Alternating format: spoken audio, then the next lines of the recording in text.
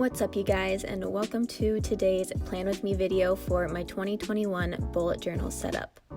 I honestly can't believe it's already going to be 2021, but I'm so excited and ready for the new year. I'm ready to forget about 2020 and look forward to all of the new exciting things I have planned for this next year.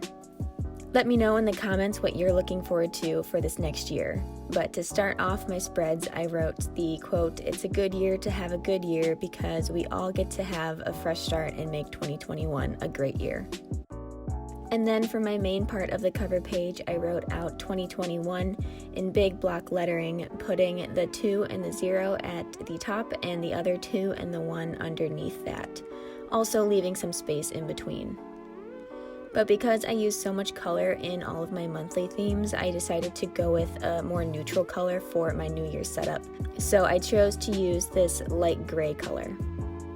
I didn't want these spreads to stand out too much, but I also didn't want them to look like any other monthly theme, so I think this color that I chose worked out perfectly to achieve that.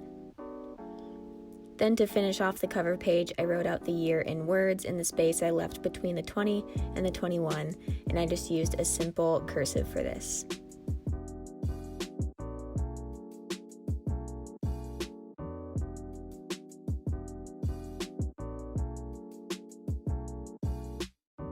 The next spread I wanted to try out for this year is the 2021 at a glance.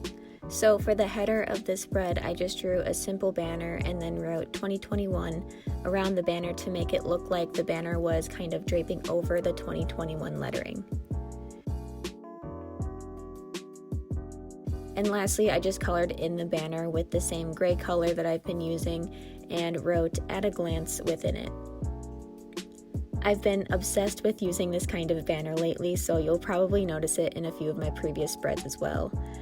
But if you don't know what the year at a glance spreads are, it's just a place for you to write out the calendar days for each month of the year.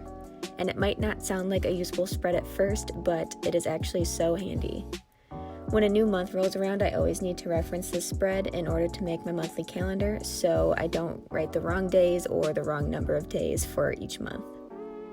I also put mini calendars in all of my weekly spreads, so this tool has been quite a time saver for me since I started using it. I chose to keep this spread as simple as possible since it can easily become pretty busy looking with 12 calendars on it. So I used a really simple lettering for the months and only added color to the days of the week. If you find yourself constantly referencing the calendar on your phone to make spreads, I highly suggest making one of these spreads because then you'll always have it for a quick reference. And to get to it even quicker, you can also add a tab to your outer edge of the page, like using some simple washi tape so you can always see where this page is located within your journal. This is especially helpful if it's not at the beginning of your journal because pages can easily be lost if they're somewhere random within your journal.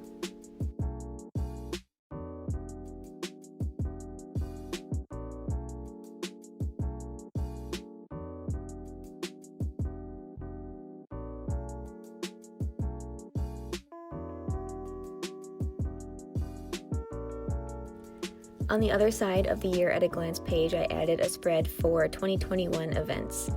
With how 2020 went, this page might stay pretty empty, but I'm trying to be as optimistic as I can. I've always wanted to try out a page that outlines all of the major events and dates I have planned for the year, but I've honestly been too lazy to fill one out, so I'm challenging myself for this next year to not only fill it out, but also keep it updated. Let me know in the comments if you've ever used a spread like this before and if it was useful for you. Since the other spread is so busy with all the calendars, I kept this one pretty plain by writing the number of each month in the gray marker and then writing the first 3 letters of the month underneath the number in a smaller font. And then I just drew a single line to separate out the month and its events.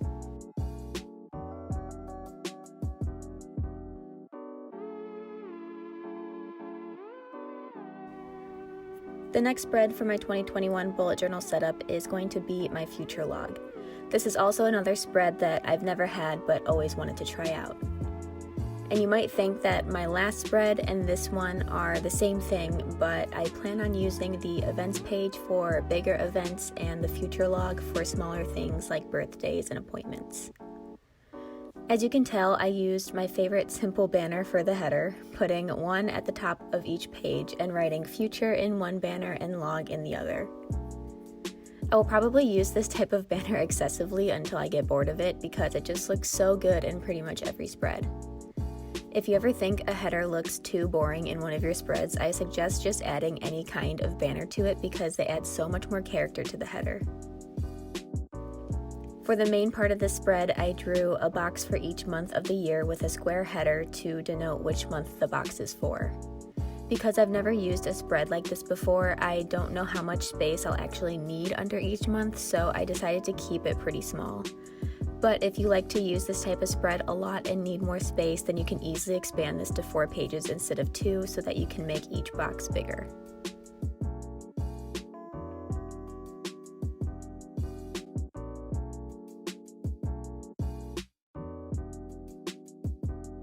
Then I just colored in those square headers with the same gray color I've been using for all of my spreads and highlighted the area underneath the headers where I will put the days of the week.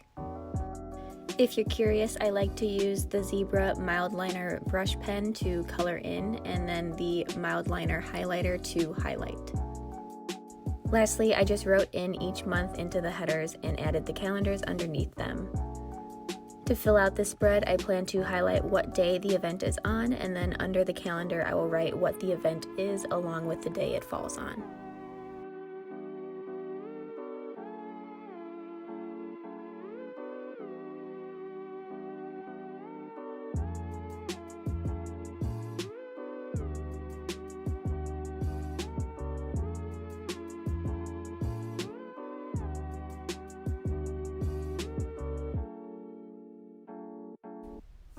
Now that I'm posting consistently on both my YouTube channel and Instagram page, I want to track my milestones throughout the year for both so that I can look back on the spread a year from now and see how much I was able to grow in just 1 year.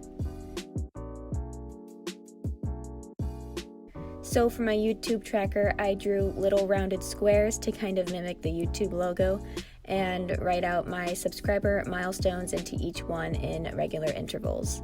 And then I plan on writing the date I hit the milestone under each one as they pass.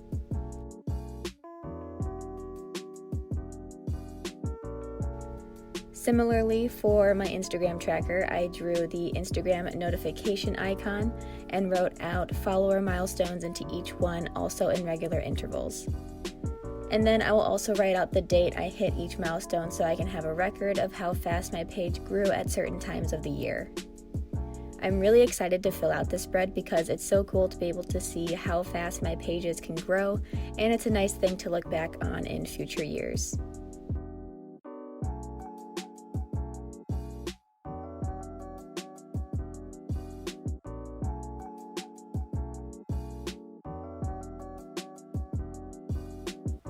On the other side of the milestones page, I made a content planner spread for my YouTube and Instagram.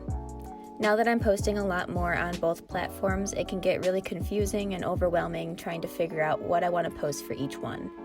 And as you can see, I kept the main and subheaders the same as on the milestone spread so that both pages can look and feel cohesive even though they are separate. Under the YouTube subheader, I drew a table with 2 sections, one for bullet journaling and one for lifestyle, so I can plan out videos for each category. And under the Instagram subheader, I drew another table with 3 sections so I can plan content for my monthly themes, reels, and spread types. To add in a bit more color into the spread, I just colored in the column headers for each table with the gray Zebra brush pen. I already know that this page is going to be super helpful because I can now pre-plan my themes, spreads, and videos in an organized way, and I always know where this information will be located.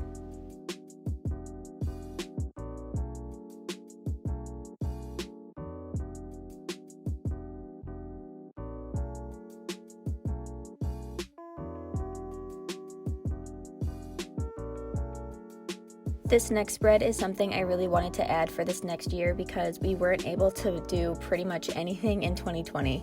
So I decided I'm going to write down 100 things I want to do in 2021. Now 100 things might sound like a lot, but each item doesn't have to be something big. I'll probably try to keep most items simple since this next year is still unknown, but I think having this will help get me out of the house and keep me busy and always looking forward to something.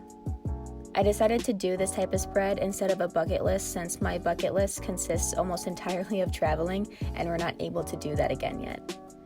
So if you find yourself in the same boat as me and want a little more motivation this next year, then you should also try out this spread with me and we can get through 100 activities together in 2021. Leave a comment down below with the activities you want to get done in 2021 and maybe I'll add it to my list as well. The last spread in my 2021 bullet journal setup is the My Year in Polaroid spread. I've seen other people do this spread before and it looks so much fun to do, so I knew I had to add it into this next year. I think this is such a great way to highlight all of the fun memories throughout the year, and it gives me a way to finally use my Polaroid printer. I've had this printer for a couple of years and I haven't been able to find a way to use it yet, so this is probably the spread that I'm most excited to use out of all of the ones in this video. Because my Polaroids are a specific size, I laid out this spread over 4 pages, putting 3 pictures on each page.